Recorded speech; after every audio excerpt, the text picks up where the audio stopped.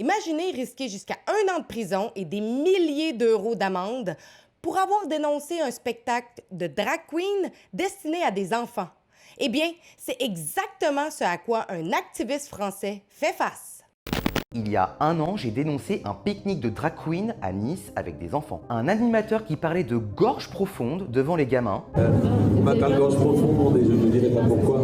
Mais il s'éclate ces petits devants. Des capotes à la vue des gosses, des ateliers idéologiques pour apprendre à classer les genres. Ce stand du planning familial informe les enfants de 5 ans sur les vulves, des pénis et sur les 250 000 genres qui existent.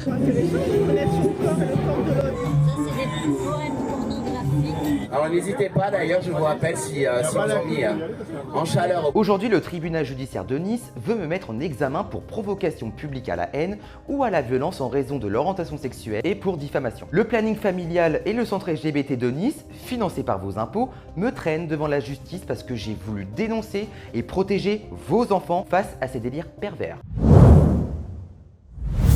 Alexa Lavoie pour Rebel News et aujourd'hui, nous nous tournons vers la France pour discuter avec Johan Power, fondateur du groupe Eros, une organisation qui dénonce les dérives du wokisme et de certains activistes LGBTQ++. À la suite de ses prises de position et de son travail visant à exposer un spectacle de drag queen tenu à Nice et destiné à de jeunes enfants, certains âgés apparemment d'à peine 5 ans, Johan Power est aujourd'hui mis en examen et pourrait faire face à une peine allant jusqu'à 1 an de prison et plus d'une lourde amende. Mais Johan n'est pas un cas isolé. Ces dernières années, plusieurs activistes, commentateurs et journalistes ont été visés ou sont toujours visés par des poursuites judiciaires en raison de leurs opinions ou de leur militantisme. La France est-elle en train de s'attaquer aux voix dissidentes afin de censurer des discours qu'elle n'apprécie pas? Aujourd'hui, nous discutons avec Johan Power de son dossier, mais également de ce qui se passe en France. En fait, tout a commencé en 2024 quand j'ai infiltré un club de drag queens. En fait, il y avait des drag queens qui lisaient des histoires des enfants de 5 ans dans les écoles. Et j'ai fait une caméra cachée. Je me suis infiltré dans ce club-là. Et à l'époque, ça a fait un énorme buzz en France. Et du coup, j'ai reçu beaucoup de messages d'homosexuels me disant « Enfin, on se sent représenté par quelqu'un de droite ». Parce que beaucoup pensent que l'homosexualité, quand t'es homosexuel, t'es de gauche. Non, il y a aussi des homosexuels à droite. Et le fait d'avoir fait cette action-là, ça a ouvert des portes, ça a libéré la parole à plein d'homosexuels. Et donc, du coup, de fil en aiguille, je me suis dit pourquoi pas créer un collectif qui rassemble d'autres homosexuels comme moi. Et c'est là où est né Eros. Et voilà, on enchaîne beaucoup d'actions, on fait fermer des clubs de drag queen. Là, plus récemment, on a fait interdire en France un livre islamique qui appelait à tuer des homosexuels. Donc notre travail, il est quand même jugé très très utile en France, mais on a des procédures bâillons. Là, je viens d'apprendre que je suis mise en examen parce que j'ai dénoncé, pareil, un pique-nique de drag queen cette fois-ci, où des animateurs disaient devant des enfants de 5 ans, ils parlaient de gorge profonde devant des enfants de 5 ans, ce qui est juste scandaleux. Et le fait de dénoncer ça, ça me vaut 1 an de prison et 45 000 euros d'amende. Donc je les ai pas encore, il y aura un procès, mais ce que je veux dire par là, c'est que c'est extrêmement grave. C'est que pour moi, la pédophilie, elle est réelle en France. D'ailleurs, en France, on est en pleine actu sur le périscolaire. Il y a beaucoup d'enfants qui se font violer dans les écoles. Ça fait scandale en France. Et là, on apprend aujourd'hui que je peux être condamné parce que je veux protéger des enfants. Enfin, c'est complètement scandaleux, quoi. On vit dans un pays de fous. Pouvez-vous nous expliquer exactement qui, a porté plainte et qu'est-ce qu'on vous accuse exactement? Alors, c'est le planning familial de Nice et le centre LGBTQA+YZ, il y a 36 000 lettres, de Nice. Ils portent plainte contre moi pour diffamation et pour injure publique. Je ne vois pas ce qu'il y a de diffamation, de diffamant, sachant que le mot gorge profonde, il n'a pas été inventé par l'IA. Nous avons toutes les preuves, ou c'est bien un animateur qui a dit que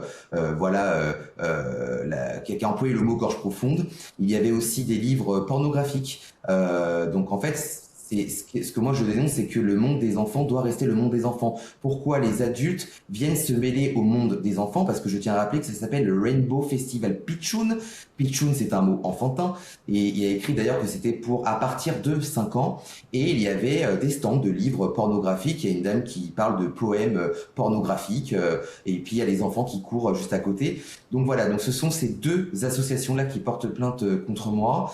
Donc nous, on va bien évidemment faire front, parce qu'il est hors de question que je me fasse taire. En fait, ce qui est grave aujourd'hui, c'est que le réel doit être muselé, en fait. Toutes les personnes de bon sens, on doit les enfermer. Voilà.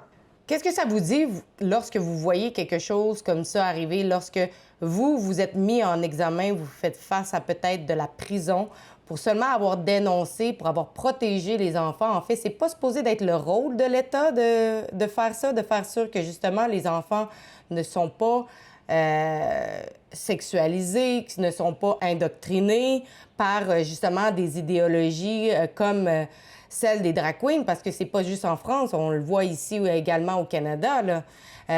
Qu'est-ce que ça vous dit sur l'état de qu'est-ce que la France est en train de devenir aujourd'hui, là?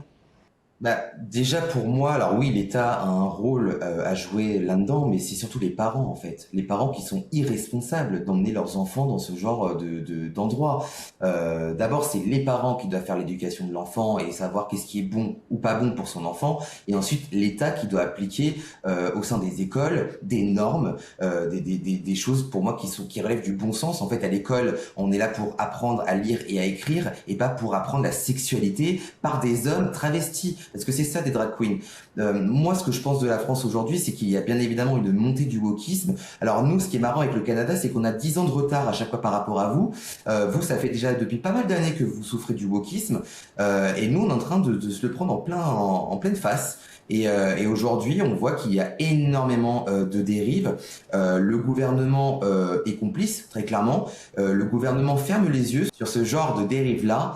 Et moi, voilà, le but de dénoncer ça à travers des vidéos qui font des milliers, voire millions de vues, ça secoue un peu le gouvernement, ça crée un débat public. Et moi, ce que j'espère, c'est que ma voix, elle est entendue, mais surtout que j'espère ne pas faire de prison et ne pas avoir 45 000 € d'amende pour protéger des enfants. Et Emmanuel Macron, j'ai hâte qu'il parte vivement 2027, en fait. Justement, vous faites partie de la communauté LGBT. Est-ce que vous pouvez nous dire, les gens, justement, de votre communauté, est-ce que vous vous sentez représenté par ces festivals de drag queen-là, les mois de la fierté? À un moment donné, c'est parce que là, ça finit plus, là. Ah non, je me sens pas du tout représenté. Pour moi, c'est LGB. Après tout ce qui vient après la lettre B, T, Q, Y, Z, pour moi, ce sont des personnes qui nuisent énormément aux homosexuels comme moi. Nous, tout ce qu'on veut, c'est vivre tranquille. On peut vivre notre sexualité dans le cadre du privé. C'est comme la religion. La religion, c'est dans le cadre du privé. C'est pareil pour moi. C'est que moi, j'en fais pas un porte-étendard. Je ne suis pas fier d'être homosexuel. Je ne pense pas que les personnes hétérosexuelles soient fières d'être hétérosexuelles. On fait pas des marches pour les hétérosexualités. Non. Enfin, on a nos droits aujourd'hui. On peut se marier, on peut travailler, on peut vivre normalement. En France, il n'y a pas de condamnation à mort pour les homosexuels. Je ne vois pas quelles sont les autres revendications en plus. Et aujourd'hui, voilà, on constate qu'il y a plein de dérives comme pour Queer for Gaza, des trucs en fait qui électrisent les gens et ça crée de l'homophobie. En fait, ces personnes-là, ils se rendent pas compte que avec leurs dérives, ils créent de l'homophobie, de la transphobie, parce que les gens sont excédés de voir ces minorités vouloir imposer à la majorité. Et c'est ça qui excède. Et moi, je ne veux pas ça. En fait, moi, je veux juste vivre tranquille en tant que Yohan, et pas juste en tant qu'homosexuel, en tant que Yohan. Alors oui, je suis homosexuel, mais c'est dans le cadre du privé. Et ces personnes-là, ils en font des caisses, des tonnes dans les écoles, à travers Netflix, à travers les publicités. Et c'est pas bon, en fait. Trop de propagande tue la propagande. C'est quand que vous allez avoir votre mise en examen et qu'est-ce que vous pensez qu'il va se passer? Puis quel recours? Est-ce que vous avez peut-être pris contact avec des avocats? Comment que vous vous organisez là, de votre côté, là? Là, moi, j'ai appris la nouvelle il y a quelques jours à peine. Mon avocat était au courant, donc on est en train de monter un dossier justement pour la contre-attaque. Là, j'ai un mois pour envoyer une lettre pour dire pourquoi on a fait ça et pourquoi je devrais ne pas être devant le tribunal. Mais bon, on sait très bien que quoi qu'il arrive, il y aura un procès. Hein. Vous savez, nous en France, on a une extrême gauche qui est très puissante. Tous les juges, en France, on appelle les juges rouges. Ce sont des juges de gauche. Qui sont pour l'immigration, qui sont pour le wokisme. Je ne sais pas si vous connaissez Dora Muto et Marguerite Stern, qui ont sorti un livre qui a fait scandale en France, qui s'appelle Transmania. Dora Muto a eu un procès il y a quelques mois parce qu'elle a dit qu'il fallait se méfier des hommes à pénis, parce que je tiens à rappeler le contexte, dans les prisons américaines, il y a des transsexuels hommes qui se disent femmes et qui vont dans les prisons femmes et qui violent des co-détenus femmes, mais en fait ça reste des hommes, même s'ils ont une apparence de femme. Dora Muto...